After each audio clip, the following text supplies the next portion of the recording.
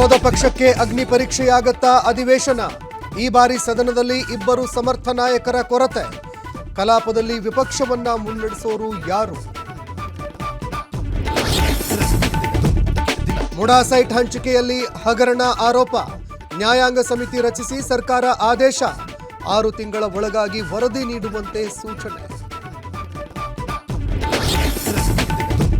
ದಕ್ಷಿಣ ಕನ್ನಡದಲ್ಲಿ ಹೆಚ್ಚಾಯಿತು ಮಳೆರಾಯನ ಆರ್ಭಟ. ಸುಂಟರಗಾಳಿಗೆ ತತ್ತರಿಸಿ ಹೋದ ಕಡಬ ಜನತೆ.